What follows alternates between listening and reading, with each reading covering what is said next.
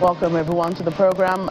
Joke Roches here in Lagos. Several prisoners have escaped a heavily fortified jail in Niger Republic, known to hold jihadists linked to both Al-Qaeda and the Islamic State.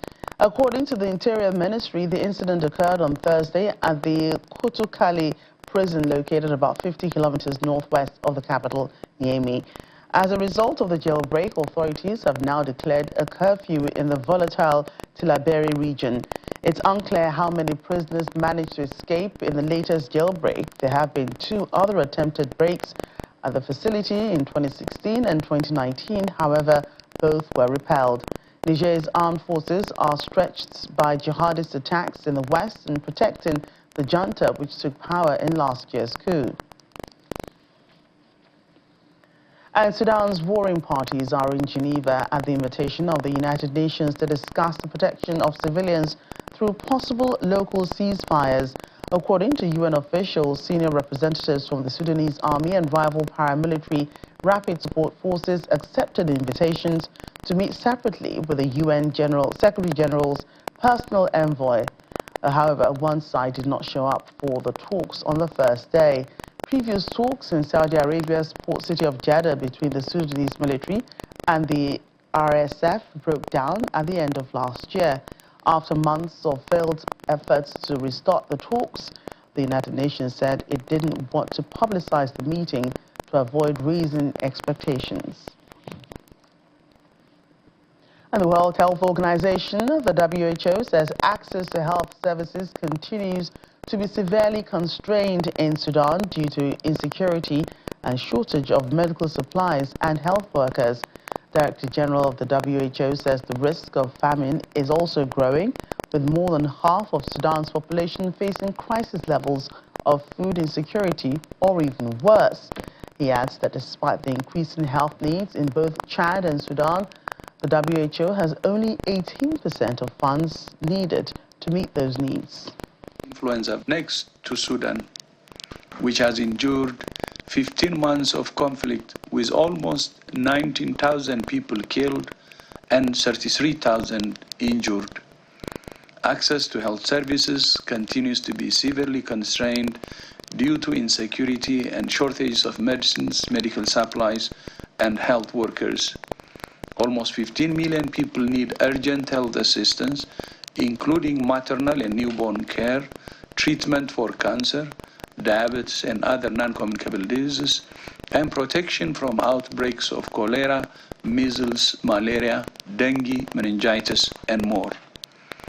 The risk of famine is growing, with more than half Sudan's population facing crisis levels of food insecurity or worse.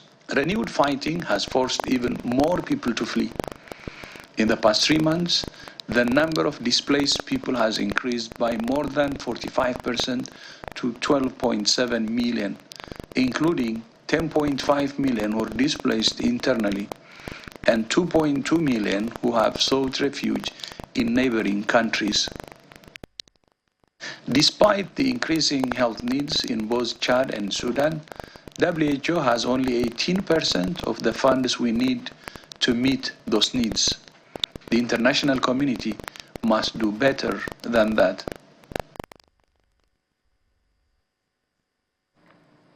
The U.S. and other Western governments are criticizing a controversial security bill in South Sudan that will allow the government to detain people without warrants, saying it will undermine open political and civil space ahead of the country's elections. The security bill, which passed Parliament earlier this month, has threatened the collapse of ongoing peace talks and prompted fears of arbitrary arrests ahead of the country's first ever elections in December. President Salva Kiir has 30 days to approve or veto the law. 9 Western envoys, including representatives of the U.S. and Britain, say that the signing of the bill will constitute a significant step away from the opening of political and civic space. The diplomats add that South Sudanese should have the right to participate freely in political and civic expression without fear of arbitrary arrests or intimidation by security personnel. And Rwandans will be voting on Monday, the 15th, in elections that President Paul Kagame is widely expected to win, handing him a fourth term in office. He is credited with rebuilding the economy and achieving stability following the genocide, but is also criticized for stifling political opposition and muzzling the media.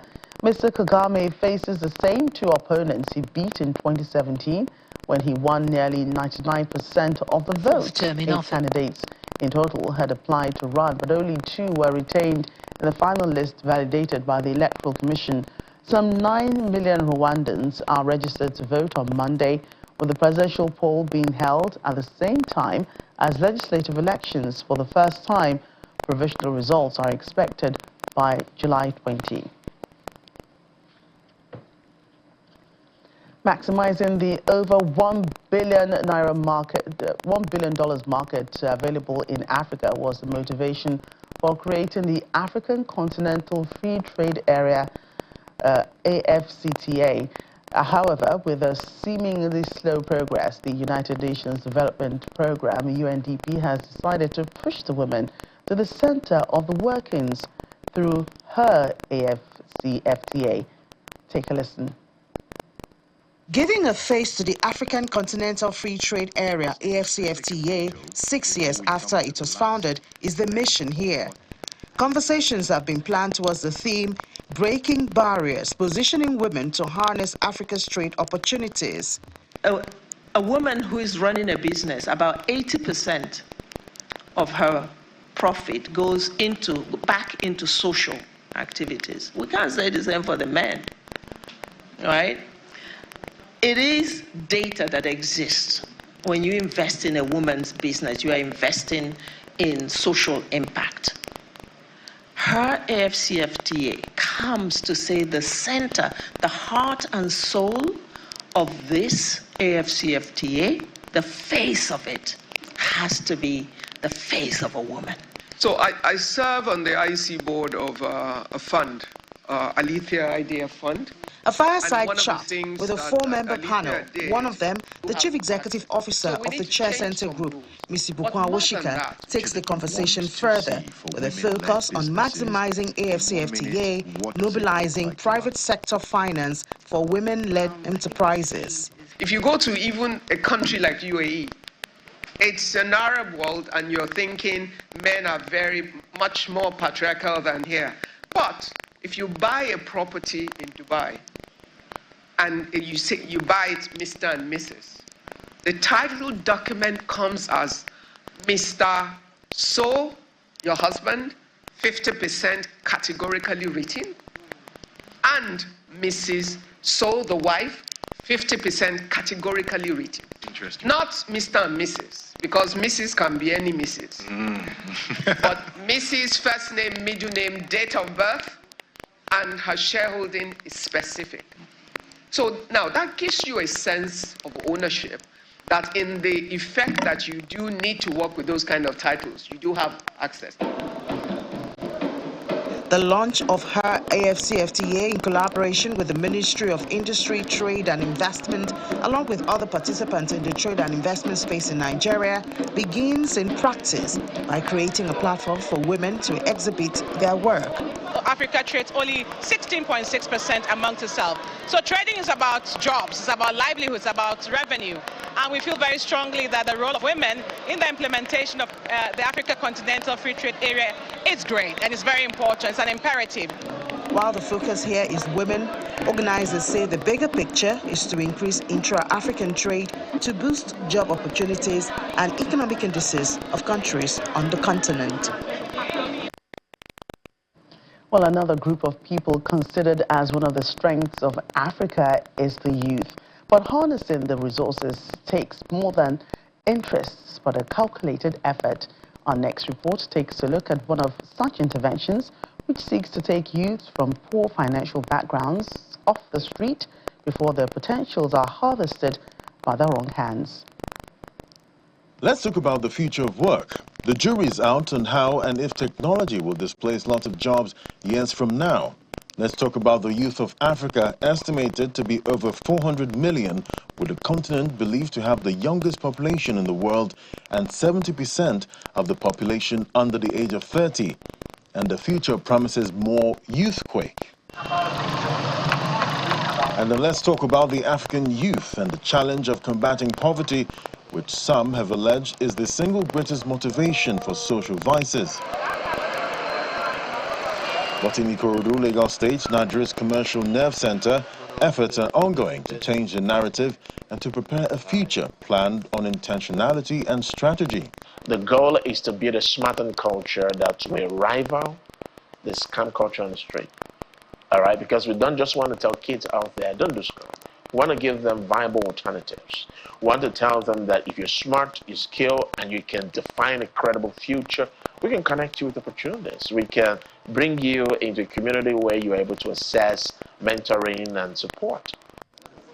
With the Smart In-House project, young Nigerians, particularly from slums, public schools and low-cost private institutions, are brought together here for mentorship and trainings in critical thinking and problem-solving, communication and collaboration, tech skills, teamwork and more.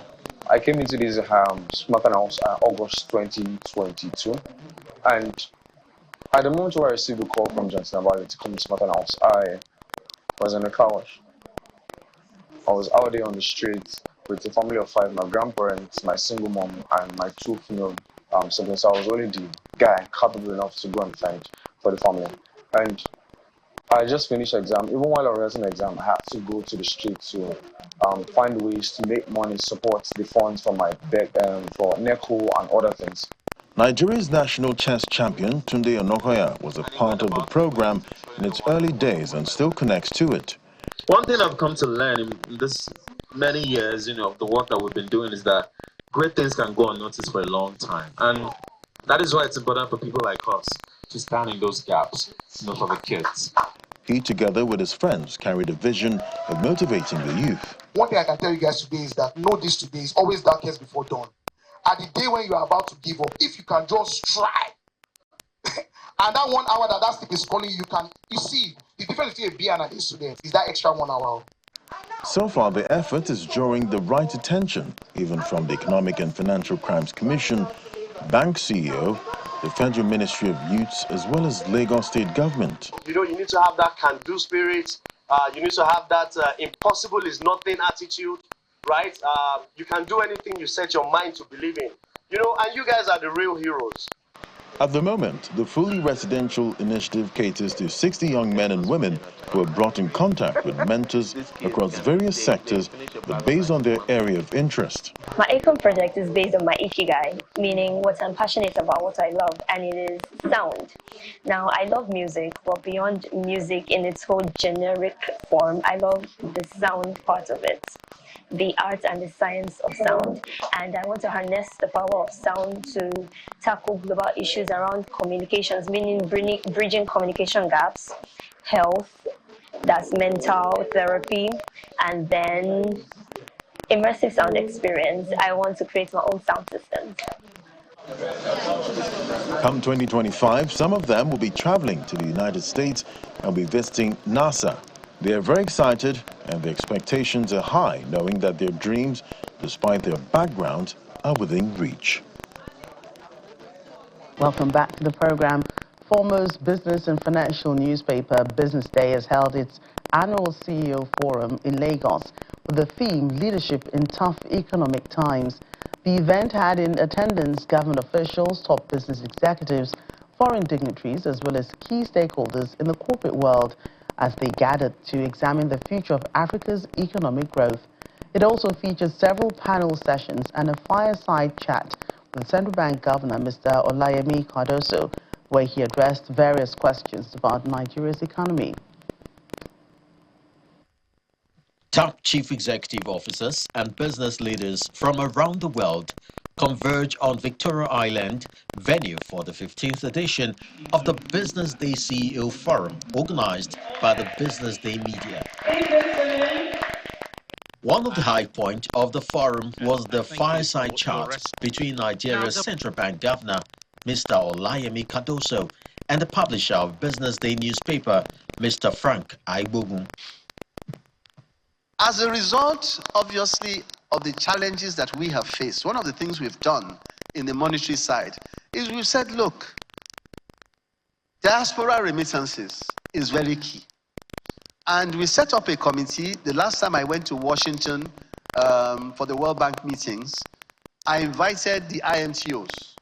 And I was so impressed. I was really, really so impressed at the responses I got. People flew in from all over the world to have a meeting and engage with me on this. I was very impressed. And at the end of that, we said, look, based on what we've heard, based on the dialogue we've had, we are going to double the remittance flow within a year. On the spot, the CEO of Business Day Media mentioned some key takeaway from the latest edition of the forum. These annual forum that we hold, they're very invaluable to the CEOs, to investors, and other business leaders who seek to do well in a time of very challenging, of many challenges that we face.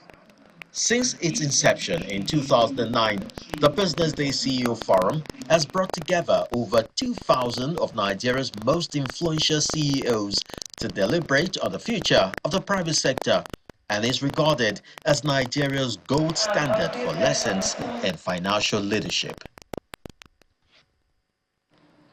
Now let's head back to one of our headline stories for today. The Sudan ceasefire discussions going on in Geneva between the Sudanese army and rapid support forces. Let's speak now to Lisa Schlein, a VOA correspondent in Geneva, monitoring those talks. Hello, Lisa. Great to have you. Hi, how are you? Nice, thank you. Right. So talk to us about the discussions, held in Geneva. Well, I wish I could tell you a lot, but unfortunately, they're keeping everything that's being said pretty close to the chest. But what I would like to say is that what is important is that the talks are actually going on, because yesterday, one of the parties and the UN spokesperson here wouldn't say which one did not appear in Geneva. And so the talks as they intended it to happen did not occur. However, not all was lost, because these are proximity talks. That means that the delegations are being kept separate, and the UN mediator shuttles from one to another. So the UN mediator, the personal envoy, actually engaged in discussions with the one side that did appear. And, as you've just mentioned, that they're not really saying much because these things are being kept close to the chest. The UN did say it didn't want to raise expectations of possible outcomes, especially because there have been failed efforts in the past by other mediators. What's the UN trying to achieve here? Well, what they would like to do is probably, they are unable, it seems to be unrealistic to expect that any kind of a ceasefire would occur. And so they're looking forward to perhaps reaching agreements on local ceasefires. And what this means is that this would allow aid workers to get in humanitarian assistance. There are so many people, millions of people in Sudan who are deprived of food and medicine and protection. They are being killed and wounded and so forth, and they need care. And so if they can at least reach agreement with the two warring parties to stop fighting, at least for periods of time in various local communities which are in particular jeopardy, then that would be something that would be an achievement which has not been had so far. And so that would be a positive result. And quickly, also we understand there was a faction that didn't show. Do we know which side this was? No, we don't know. We can guess, but and I assure you that when we had the briefing earlier this morning, we were all over the spokesperson, and she got a little bit annoyed, but that's her job and this is our job, and so we kept after her, and she said no. I was going to say, as journalists, we have to keep digging until somebody speaks up. Well, thank you so much, Lisa, for giving us an update on that. My pleasure. Thank you. Bye-bye. Let's move on. Acting UN Special Representative of the Secretary General for Somalia, James Swan, has visited the southwest state as part of his first round of in-person engagements with federal member states leaders. The meeting focused on a wide range of key topics related to security and state building in Somalia and the southwest state. Among the national priorities discussed were issues related to the constitutional review and plans for elections. I'm pleased to be back in Baidoa, southwest state. I thank President Abdiaziz Hassan Mohamed Laftagaran and his team for warmly welcoming me and my colleagues today. The President and I discussed a range of issues related to state building, security, and the humanitarian and development situation faced by Somalia and the southwest state. I commend President Abdiaziz's commitment to advancing state building as well as to fight al-Shabaab in the southwest state. The United Nations is committed to supporting the government's efforts to promote peace, stability, and development across Somalia. The UN in Somalia is pleased with the effective partnership with the southwest state in advancing police development and enhancing women's participation in the security system through collaborative efforts in the Joint Police Program. The UN family and humanitarian partners are also working hand in hand with Southwest State to address urgent humanitarian needs of the populations affected by climate change and conflict. In our meeting today, the President and I also discussed issues of national importance, including the constitutional review and plans for elections. We acknowledge that President Abdiaziz has played a constructive role in these processes.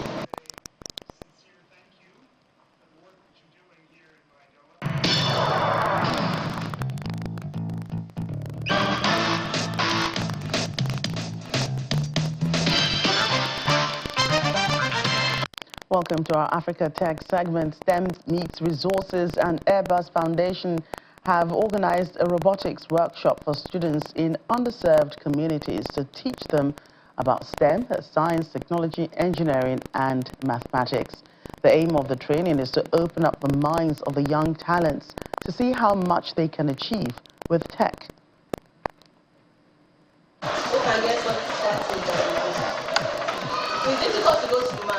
To take on the jobs of tomorrow, students must become more than good test takers. They need to become makers who design, sketch, build and prototype. And their classrooms will need more than a chalkboard and a set of textbooks. Who can guess how long it takes to go to Mars from Earth? Yeah? 3 days. 3 days, okay? Nice.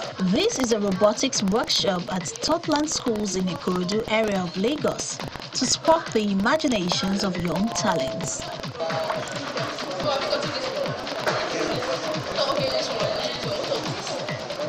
Organized by STEM Meets Resources in partnership with Airbus Foundation and Chessing Slums Africa, the workshop is designed to provide hands-on learning experiences in STEM fields, that is science, technology, engineering, and mathematics.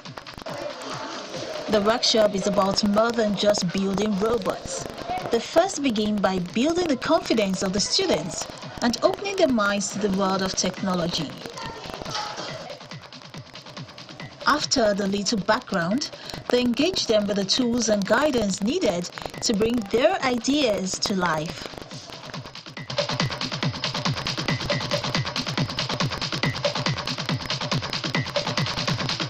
For many of these kids, it's the first time working with such tools.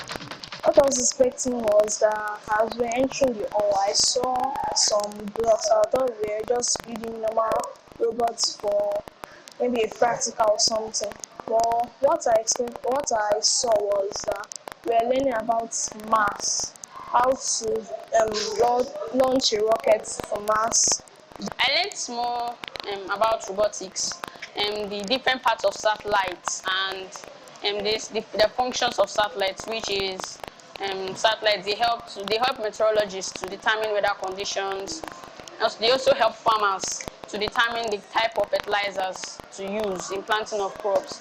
And I also learned more about the parts of a space rocket. For the tutors, the workshop is opening up new possibilities for the future of the children. We use unusual things, so we may use Lego toys to teach them, how to construct, how to build, how to work with teams. So it's robotics, it's motorized, the children are creating. And some of it is actually, computer-based as well. So some of it is screen-based, some of it is non-screen-based. So you can see the excitement in the children's eyes because they are creating. When you're making something or when you've been exposed to something and taught something and you can practicalize it right in front of you, I think that is, the #1 biggest assessment that you can ask for, the participation and engagement, because that's really what education, is striving for. Engagement, they call it stickiness as well, an ability to retain and recall. The robotics workshop is just one of many planned for underserved communities around the country. Each stop on this journey is a step towards bridging the educational gap and ensuring that every child has the opportunity to dream big and achieve great things.